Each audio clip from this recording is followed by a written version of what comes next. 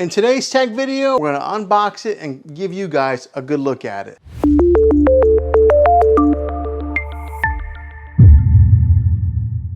Okay, so this is what the back side of it looks like. It's just laying face down. Here's another good look at just how thin this TV is from there to there.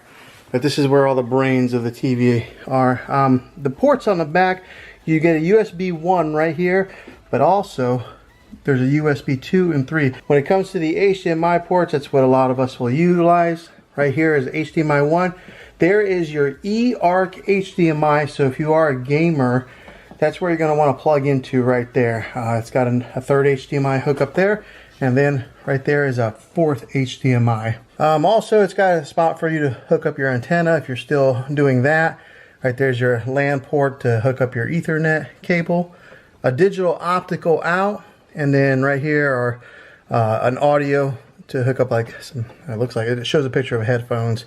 Here's a SBC only. So over here on this side is the power cable that is attached. Right there is the back portion plate where you mount the back portion. You get your Magic remote here. That's really popular when it comes to the LG models because it's got the pointer and a scroll wheel. You get your screws to mount the plate on. The name brand of the batteries is called bezel. Okay, to put the base on, what you do is you'll get this thing set right in there like so. Let me give you a good look at this Magic remote here.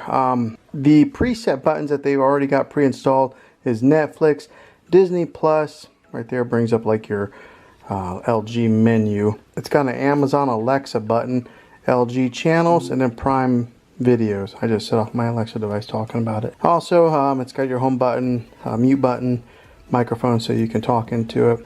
This is the profile of the remote. I mean, it's contoured so that way you can put so it holds really nice in your hand, your fingers underneath like that. Once you have the back base on, in order to keep it stabilized, you got to put on the metal plate.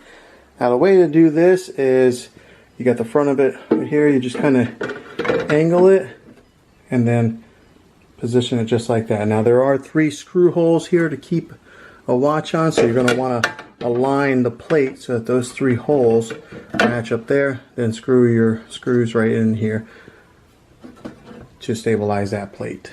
Okay, I will be honest with you guys, LG did not make that easy to put those screws in there. So LG, if you watch this, you might want to improve the engineering on this and make those screws a little bit easier to get into there. You just constantly screw, and it's hard to find the hole on there. They don't match up very well, so be prepared to get a little frustrated. Position it. Nice and black. I wonder how long it's going to stay that way before my kids or myself end up touching the screen.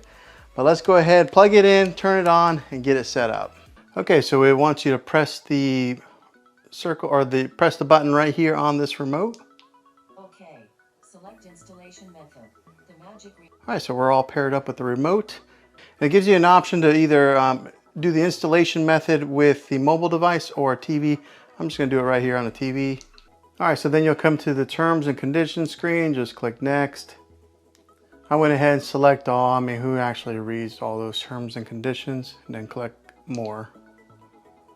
All right, so here's where you would connect any of the things that you have connected to your TV normally, like a DVD player, maybe a Roku device, or anything that you would hook up with HDMI.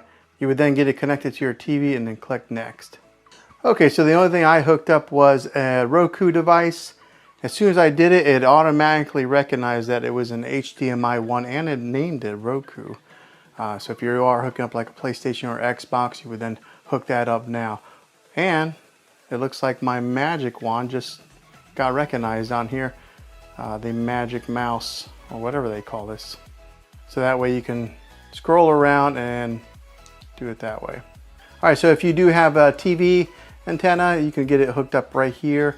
And when you hook it up through your coax cable. I do not have it, so I'm just going to go ahead and click next.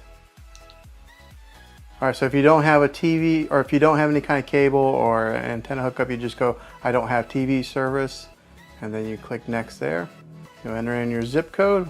Why? I don't know why, but they ask for it.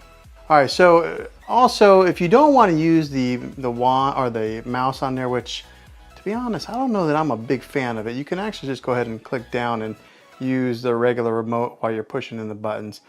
I prefer that. You may prefer the mouse. It's all based on preference. Okay, here it asks you for the TV type, whether you would put it on a stand or if you have it wall mounted. I put mine on a stand.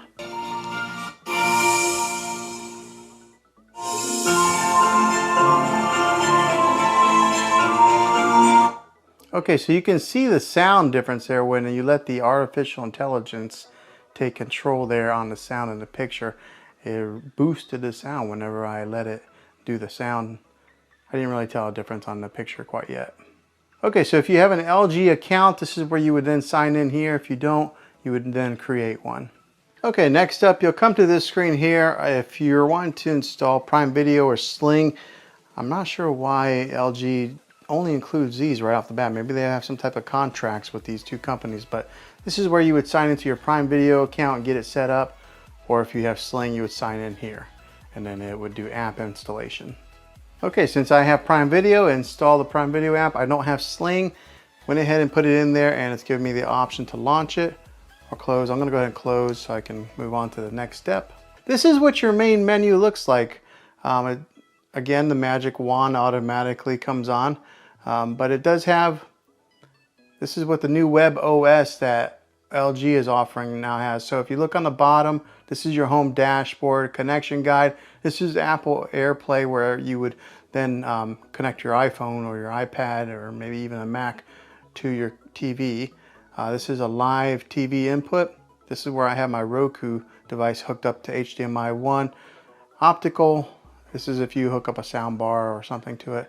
And then here's your user guide. Over here on the app list, this is some of the apps that come pre-installed. It comes with Netflix. I installed the Prime Video. It does have Disney Plus, Hulu, Sling, YouTube, Apple TV, and then some of these other like default apps. This is where you would probably go to get it in your other apps installed. Here's where you would have like an art gallery, sports alert, and then there's your settings. Up here is a trending now that has some suggested content for you to watch. There's The Chosen, which I kind of recommend. That's a pretty good show. Here's Discovery Plus. I was kind of wondering if the LG did have Discovery Plus, but right there it is. And then you just keep on going, and these are the trending nows. Okay, scanning down a little bit further. Here is your LG channels that are free. Gives you some suggested. It's got history, ABC News Live, Film Rise, CBS News, Fox News. So it gives you a slew of content to pre-install if that's what you're wanting to watch, or I guess it's already installed, so you just click there and watch it. There's for some of you shopaholics.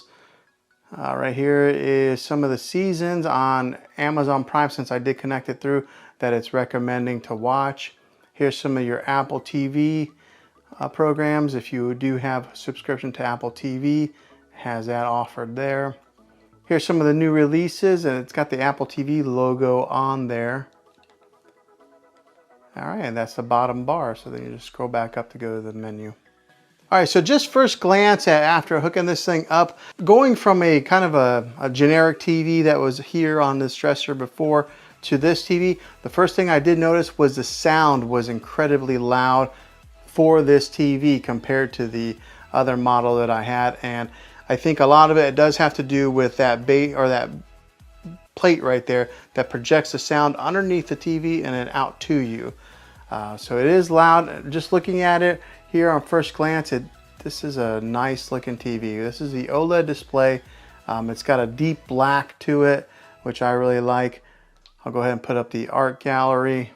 First time launching it, you have to hit agree. All right, so if you're into art, you can go to masterpieces, and then right here they got like Monet, Van Gogh, and then some of your really popular artists. But let's say I kind of liked Monet. Here's a famous one, A Starry Night. Go ahead and click on that. And it gives you some ambient music with the look of a painting with a border on there. But yeah, just looking at it, it looks Very cool. I like that it does switch to other paintings like that. So if you did want to have some type of let me go ahead and mute that. So in case you wanted to have different paintings that just flash around, if you have this set up in your living room, and you could just have that go on some type of a loop. But yeah, that's very cool. And the picture quality, I know it might be kind of hard to judge right here on a YouTube video, but it is pristine clear. Like, it is a nice looking picture. Very impressed. I guess you get what you pay for whenever you are buying like an OLED versus something that is a little bit lower quality. But if you have the money, I think I would recommend getting one of these. Okay, so hopefully this video was helpful to you. I hope it was. This is the unboxing. I'm going to be releasing another video that'll do an actual review of it. And then I will do another video that'll probably be like a 3-month later video after owning it for a little while. But yeah, hopefully this video was helpful. If it was, go ahead and throw a thumbs up on it. Go ahead and subscribe to my channel. I make tech videos all the time, and I would love to have you back in the next one.